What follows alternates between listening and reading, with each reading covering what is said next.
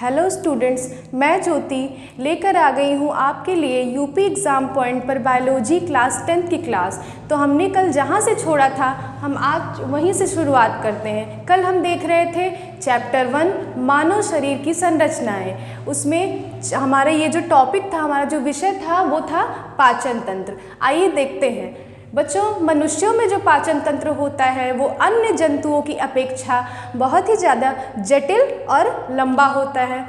हमारा पाचन तंत्र जो है वो 2 भागों से मिलकर बना होता है। एक होता है आहार नाल और दूसरा होता है उससे संबंधित जो भी पाचक ग्रंथियां होती हैं। पाचक ग्रंथियां इसलिए होती हैं क्योंकि वो कई सारे एंजाइम सेक्रेट करती हैं जो भोजन को पचाने के लिए आवश्यक होते हैं हमारे लिए। तो आइए देखते हैं आहार नाल। कल भी मैंने आपको बताया था, फिर से हम एक बार समझ लेते हैं कि आहार नाल क्या है। आहार नाल जो है वो मुख द्वार से लेकर मल द्वार तक खुलती है। एक संरचना है जो कि 8 से 9 मीटर लंबी एक नली की भांति है, जिसे हम कहते हैं आहार नाल प्रणाली।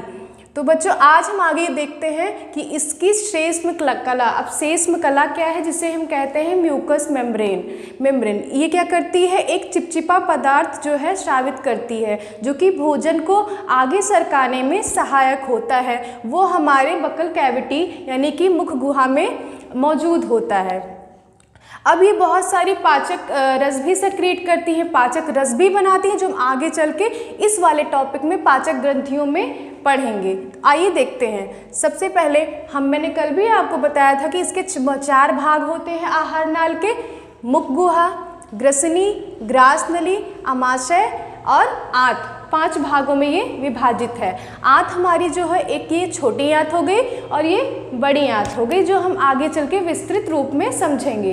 तो आइए सबसे पहले हम पढ़ते हैं। हमारा पहला जो टॉपिक है वो है मुख गुहा। मुख गुहा क्या होता है? मुख गुहा जो है वो ऊपरी और आंतरिक भागों से मिलकर बना हुआ है। मुख गुहा के अंतर्गत हमारे होंठ आते हैं, हमारी जिह्वा आती है, दांत आता है और सलाइवा भी उसी में बनता है। तो ये जो है इसमें जैसा कि लिखा गया है, आप देख सकते हैं कि ऊपरी तथा आंतरिक संरचना से यह मिलकर बना हुआ है। दूसरा पॉइंट हमारा यह है, यह दांत, जिह्वा, होंठ तथा 3 जोड़ी लार ग्रंथियों से मिलकर बना हुआ है, जो हम बाद में चलकर देखेंगे कि कौन कौन सी लार ग्रंथियां हैं। फिर तीसरा जो है, इसकी छत जो होती है, हमारे जो बकल कैविटी है उसकी जो छत होती है उसे हम तालु कहते हैं। आप लोगों ने सुना होगा अपने गांव घर की भाषा में इसे तालु कहते हैं, या शुद्ध हिंदी में तालु कहलाता है।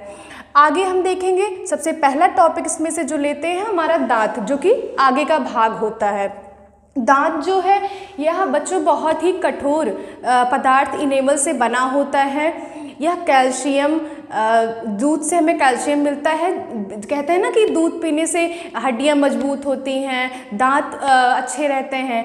तो दांत हमारे लिए बहुत ही आवश्यक है, जो कि पाचन तंत्र का सबसे पहला हिस्सा है। आइए देखते हैं दांत के बारे में। सामान्यतः हम लोगों को सभी को पता है बच्चों कि वयस्क मानवों में 32 दांत होते हैं। अब दांत जो हैं वो 2 प्रकार के होते हैं, एक अस्थाई हो गया, एक अस्थाई हो गया। हम पहले देखेंगे अस्थाई, क्योंकि यह बहुत ही क्या कहते हैं उसको, फैमिलियर है हम लोगों से, तो इसको हम अस्थाई दांत को पहले देखते हैं, जो कि 20 होते हैं अपनी संख्या में। यह 7 महीने की अवस्था से निकलना शुरू हो जाते हैं। तो आप लोगों ने देखा होगा अपने घर के बच्चों में कि जब बच्चे पैदा होते हैं, जब वो 6 से 7 महीने के हो जाते हैं तो कहते हैं ना कि बच्चों के दांत निकल रहे हैं। तो 6 से 7 महीने के बच्चे जब होने लगते हैं तो उनमें दांत अंकुरित होने लगते हैं। उसके बाद यह 7 से 8 साल तक निकलते हैं और फिर स्वतः ही टूटकर गिर जाते हैं। फिर बच्चों 7 या 8 महीने में निकलना शुरू होते हैं और यह 7 से 8 साल तक निकलते हैं और फिर अपने आप ही बिना किसी कहीं टकराए हुए, कुछ भी किए हुए, ये निकलकर गिर जाते हैं और फिर से वहीं पर एक नए दांत, जो कि अस्थाई रहेंगे जीवन पर्यंत तक, वो निकलते हैं। फिर उसके बाद इन्हें हम दूध के दांत भी कहते हैं ना कि अरे दूध का दांत निकल गया, तो इन्हीं को हम अस्थाई दांतों को, जो 20 होते हैं संख्या में, इन्हीं को हम दूध के दांत भी कहते हैं। अब आते हैं अस्थायी दांत जिनकी संख्या 8 होती है और 4 इनमें अक्ल के दांत होते हैं, जो कि बहुत ही बाद में जाके, जब हम बहुत ही मैच्योर हो जाते हैं, वयस्क हो जाते हैं, तब जाके निकलते हैं। तो आइए देखते हैं अस्थायी दांतों के बारे में। यह 20 साल तक निकलते हैं। ये जो अस्थायी दांत हैं ये 20 सालों तक निकलते हैं। जब 20 साल के हो जाते हैं तब ये इनकी जनरेशन जो है वो स्लो हो जाती है। इनमें अक्ल के दांत भी होते हैं, जैसे मैंने आपको बताया, इनमें अक्ल के भी दांत होते हैं जिनकी संख्या 4 होती है। अब ये 4 प्रकार के होते हैं। पहला कृंतक, दूसरा रत्नक, तीसरा अग्रचवर्णक, चौथा चवर्णक। अब आइए देखते हैं कि ये चारों क्या है। कृंतक की संख्या 8 होती है, जो भोजन को कुतरने में काम आते हैं। जैसे चूहे के दांत होते हैं तो उनको कुतरना होता है ना, तो उनमें कृंतक मौजूद होते हैं। वैसे ही हमारे भी दांतों में कृंतक मौजूद होते हैं, जो कि भोजन को कुतरने का काम करते हैं। रत्नक जिनकी संख्या 4 होती है, जो कि भोजन को भेदने का काम करते हैं। अग्रचवर्णक ये दोनों जबड़ों में 2 पेयर्स में होते हैं, 2 ऊपर 2 नीचे। 2 जबड़े होते हैं हमारे, 2 ऊपर हो गए और 2 नीचे हो गए, जो कि भोजन को कुचलने का काम करते हैं। चौथा हो गया चवर्णक, जिनकी संख्या 12 होती है, जो भोजन को पीसने का काम करते हैं। अब बच्चों ये हो गया आहार नाल के मुख गुहा का विषय। और एक सबसे महत्वपूर्ण बात जो है, ये भोजन जो हमारा होता है वो आगे चलकर और बहुत सारी पाचक क्रियाएं करता है। अब जो अपचित भोजन हमारे मुंह के अंदर अभी रुका हुआ है उसे हम क्या कहते हैं, उसे बोलस कहते हैं। अब इसे हम भोज्य पदार्थ नहीं कहेंगे, अभी जो रुका हुआ भोजन है उसे हम बोलस के रूप में जानेंगे। बच्चों आइए हम देखते हैं ये संरचना क्या है। यह संरचना हमारी बकल कैविटी यानी कि मुख गुहा कहलाती है, जिसमें ये जो ऊपरी संरचना आप देख रहे हैं ये हमारा ऊपरी होंठ है, और ये जो नीचे वाली संरचना आप देख रहे हैं ये हमारा नीचे वाला होंठ है, जिनमें दोनों जबड़े लगे होते हैं। ये ऊपरी वाला जबड़ा है और ये नीचे वाला जबड़ा है। ये ऊपरी दांत है हमारे जो जबड़ों से मजबूती से जुड़े हुए हैं, और ये नीचे वाला दांत है। और आइए देखते हैं, ये हमारी जिह्वा है जिनमें स्वाद कलिकाएँ पाई जाती हैं। यह मैंने बताया पहले भी कि ये निचला दांत है और ये ऊपरी दांत है। ये हमारी जिह्वा हो गई, ये टॉन्सिल हो गया। और यहाँ पे गले में आप बीच में देखते हैं एक संरचना होती है, एक लटकन के रूप में बहुत ही कोमल संरचना पाई जाती है, जिसे हम काक कहते हैं। जो जुकाम होने पर कहते हैं ना कि टॉन्सिल बढ़ गया है, यही इसी में स्वेलिंग हो जाती है और यह पूरा स्थान घेर लेता है, इसी को हम टॉन्सिल कहते हैं। तो आइए आगे हम देखते हैं, ये इसमें का जो पार्ट है जिह्वा ये एक ओरल कैविटी का ही भाग है। मुख गुहा की सतह पर अत्यधिक कोमल तथा लचीला भाग जिह्वा होता है। जिह्वा आप देखते हैं बहुत ही फ्लेक्सिबल होता है, आप कहीं से भी इसको मोड़ तोड़ कर लेते हैं। तो जिह्वा जो होती है अत्यधिक कोमल और लचीली संरचना है हमारी मुख गुहा में। कुछ भाग इसका स्वतंत्र होता है, आप देखते हैं इसका जो अग्र भाग होता है वो स्वतंत्र होता है। और आप देख सकते हैं कि जिह्वा हमारी जो होती है ऐसी होती है, ये जो आगे का भाग होता है ये स्वतंत्र होता है। इसके नीचे जब आप जिह्वा को उठाएंगे तो एक लाइन सी संरचना रहती है नीचे के भाग में, जो फ्रेनुलम, जिह्वा फ्रेनुलम कहलाती है। जिह्वा फ्रेनुलम, अगर हम इसको उल्टा करेंगे जीभ को तो कुछ ऐसी संरचना होती है जिससे जीभ ऐसे करके जुड़ी होती है, जिसे हम कहते हैं जिह्वा फ्रेनुलम। वो लाइन जिह्वा फ्रेनुलम कहलाती है जिससे कि जुड़ी होती है। पिछला भाग पूरी तरह से जुड़ा होता है, आप देख सकते हैं कि पीछे वाला भाग जो है वो टॉन्सिल के नीचे पूरी तरह से जुड़ा होता है, जो आगे की ट्रैक बनाता है। सतह पर स्वाद कलिकाएँ पाई जाती हैं। हमें पता है कि हमें मीठा, तीखा, नमकीन खाने का मन होता रहता है, तो हम उसका पता कैसे लगाएंगे कौन सी चीज़ मीठी है कौन सी चीज़ तीखी है। वो बच्चों इसलिए होता है क्योंकि हमारी जिह्वा में स्वाद कलिकाएँ पाई जाती हैं। किसी भाग में तीखे का एहसास होता है, किसी भाग में मीठे का, तो किसी में खट्टे का।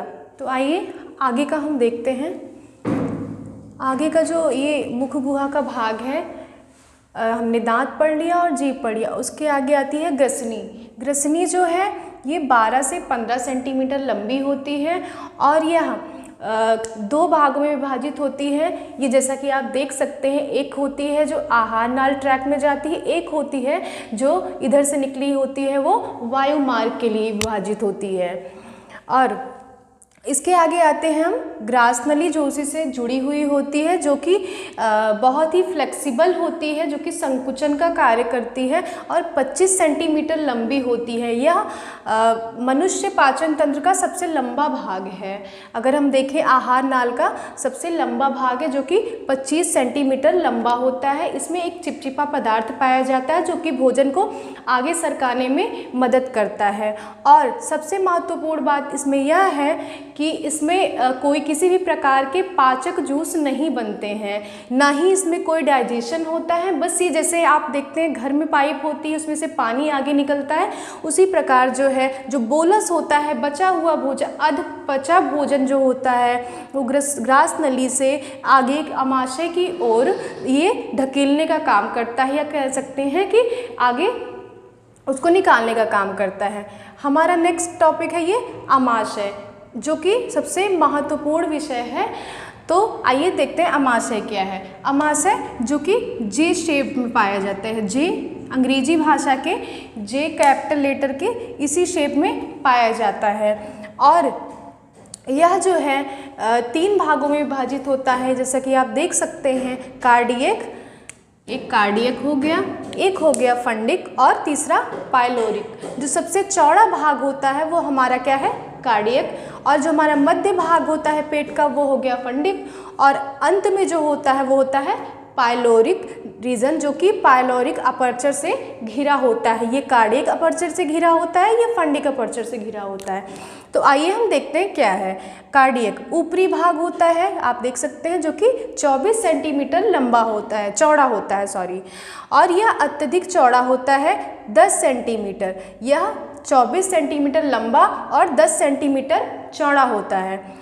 और सबसे महत्वपूर्ण बात इसमें क्या कार्य होता है इसका, इसमें HCl होता है, जो कि कीटाणुनाशक होता है। जैसे हम कोई ऐसी चीज़ खा लिए जो हमारा पेट उसको एक्सेप्ट नहीं कर सकता है, तो क्या करता है ये हमारा कार्डियक जो है या फिर HCl जो उसमें मौजूद होता है वो बैक्टीरिया से लड़ता है, जिससे कि खाना आगे की ओर पच जाए। नेक्स्ट हमारा है फंडिक, जो कि क्या करता है, मध्य भाग होता है पेट का, और इसमें क्या होती है, एक कांटानुमा संरचना पाई जाती है इस प्रकार की।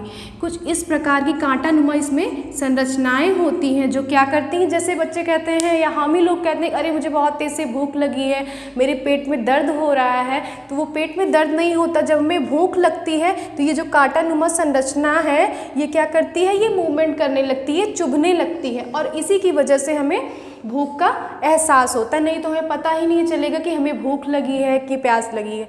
चलिए नेक्स्ट जो हमारा ये पार्ट है ये हो गया पाइलोरिक। पाइलोरिक क्या होता है, इसके अंदर जठर ग्रंथि पाई जाती है, जो आप लोगों को पता है कि बहुत ही महत्वपूर्ण है डाइजेशन की लैंग्वेज में। जठर ग्रंथि क्या करती है, जठर रस का स्रावण करती है, जठर रस बनाती है, और ये 2 प्रकार के होते हैं जठर रस हमारे जो होते हैं। पहला क्या हो गया, पहला हो गया रेनिन, दूसरा हो गया पेप्सिन। रेनिन क्या, इसे हिंदी में भी रेनिन ही बोलते हैं और हिंदी में इंग्लिश में ही, हिंदी दोनों में ही रेनिन और पेप्सिन बोलते हैं। रेनिन क्या होता है, क्या करता है, जैसे हमने दूध पिया तो उसको दही में कन्वर्ट या फिर बदलने का कार्य करता है। पेप्सिन क्या करता है, ये जैसे हम प्रोटीन युक्त चीज़ें हम खाते हैं तो प्रोटीन को पचाने के लिए भी कुछ होना चाहिए ना, नहीं तो हमारा पेट जो है उसको एक्सेप्ट नहीं कर पाएगा। तो उसके लिए हमारे पेट में, हमारे पाइलोरिक रीजन में प्रोटीन पाचन के लिए पेप्सिन मौजूद होता है, जो कि आगे चल के प्रोटीन को पचाने का कार्य करता है। तो आइए आगे हम देखते हैं अपना अंतिम जो हमारा टॉपिक है वो है आंत। आंत जो होता है, सबसे ज़्यादा जो पाचन की क्रिया होती है वो हमारी आंत में होता है। और बच्चों एक चीज़ और, जो हमारा आमाशय होता है, भोजन इसमें 4 से 5 घंटे रुका हुआ रहता है, क्योंकि इसमें बहुत सारे ऐसे जूस होते हैं, सेक्रेट होते हैं, जो कि भोजन को मिक्सअप करते हैं और उसे पाचन में सहायक बनाते हैं। तो आइए देखते हैं आंत हमारी। आंत हमारी क्या है, ये बहुत ही मुलायम संरचना होती है और ये अत्यधिक कुंडलित अर्थात कह सकते हैं सर्कुलर, जैसे ऐसे इस प्रकार से इसको हम कुंडलित संरचना कहते हैं। इसके 2 भाग होते हैं, एक हो गई छोटी आंत और दूसरी हो गई हमारी बड़ी आंत। एक छोटी आंत हो गई और एक बड़ी आंत हो गई। सबसे पहले हम देखते हैं छोटी आंत। छोटी आंत हमारी जो होती है, ये कल भी मैंने आपको बताया था कि कहने के लिए ये छोटी होती है, ये बड़ी आंत से बड़ी होती है और बहुत ही ज़्यादा सर्कुलर होती है। ये देख सकते हैं आप इस फिगर में कि बहुत ज़्यादा उलझी हुई संरचना है। तो ये बहुत ही ज़्यादा सर्कुलर होती है और ये 6 सेंटीमीटर लंबा होता है। देख सकते हैं ये अत्यधिक लंबा दिख रहा है और इसमें 3 भाग होते हैं। पहला हो गया ग्रहणी, दूसरा हो गया मध्यांत, तीसरा हो गया शेषांत। जो पहला भाग होता है ग्रहणी जिसे बोलते हैं, वह होती है 25 सेंटीमीटर की होती है और यह सी शेप में होती है, अंग्रेजी भाषा के कैपिटल लेटर के सी शेप में होती है। दूसरा हो गया मध्यांत, यह क्या होती है, 2.5 मीटर लंबी होती है और 4 सेंटीमीटर चौड़ी होती है। तीसरा हो गया शेषांत जो कि 2.75 मीटर लंबी होती है और 3.5 मीटर चौड़ी होती है। उसके बाद इसकी जो भित्तियाँ होती हैं छोटी आंत की, ये बहुत ही पतली होती है और एक सबसे इम्पॉर्टेंट बात क्या है कि इसमें अंगुली नुमा एक संरचना पाई जाती है, कुछ इस प्रकार से। इस प्रकार की अंगुली नुमा संरचना हमारी आंत में पाई जाती है जो क्या करती है, भोजन को अवशोषित करने का काम करती है। वो उंगली नुमा संरचना जिसे हम विलाय कहते हैं या फिर हिंदी में उसे पता नहीं क्या कहते हैं, हाँ विलाय कहते हैं। और शेष कला की भित्तियाँ जो होती हैं वो क्या करती हैं, उसमें इंटेस्टिनल ग्लैंड्स पाई जाती हैं जो कि इंटेस्टिनल रस का स्रावण करती हैं। आगे देखते हैं हम बड़ी आंत। बड़ी आंत जो होती है लंबाई में 1.5 मीटर लंबी होती है और चौड़ाई में 7.0 सेंटीमीटर की चौड़ी होती हैं। ये 2 भागों में बटी हुई है, एक सीकम हो गया और दूसरा कोलोन हो गया। सीकम जो है इसमें कृमि रूप परिशेषिका पाई जाती है जिसे हम कहते हैं अपेंडिस्क। आपने सुना होगा अपेंडिस्क जो है ये एक वेस्टिजियल या फिर कह सकते हैं अवशेषी अंग बन चुका है। अभी अवशेषी अंग क्यों बन चुका है, क्योंकि जैसे जानवरों में क्या होता है, वो हरी साग सब्जियाँ खाते हैं तो उसको पचाने के लिए एक अलग से हमें कुछ चाहिए, क्योंकि वो बहुत ही ज़्यादा क्या कह सकते हैं, जैसे हमारा क्या है, मानो क्या हम दाल पे या फिर जैसे पतले पदार्थों पे ज़्यादा डिपेंड होते हैं। तो जो हरी सब्जियां जो क्लोरोफिल युक्त होती हैं उन्हें मानव आसानी से नहीं पचा सकता है, तो इसलिए हम वो चीज़ खाते नहीं हैं, बहुत ही कम मात्रा में लेते हैं। पालक हो गया, बहुत हो गया, धनिया हो गया, बहुत ही कम मात्रा में खाते हैं। इसलिए जो अपेंडिक्स होता है ये एक वेस्टिजियल ऑर्गन बन गया है। और उसके बाद कोलोन जो होता है ये क्या करता है, ये छोटी आंत के चारों तरफ होता है, ये छोटी आंत को घेरे हुए रहता है कह सकते हैं। इसके 4 भाग हैं, ये आरोही खंड हो गया और अनुप्रस्थ खंड हो गया, अवरोही खंड हो गया और हमारा सिग्मोइड खंड हो गया। और जो इसका अंतिम भाग होता है इसे हम कहते हैं मलाशय। मलाशय में एक छिद्रनुमा संरचना होती है जिसे हम कहते हैं मलद्वार, जिससे कि जो अवशिष्ट पदार्थ हैं हमारे पेट से भोजन को पचाकर बाहर हो जाता है। आगे की क्लास में हम देखेंगे, आगे इस संरचना को समझेंगे कि क्या हमारा पाचन तंत्र किस प्रकार से कार्य करता है। आज हमने अलग अलग टॉपिक्स को पढ़ा है। Thank you.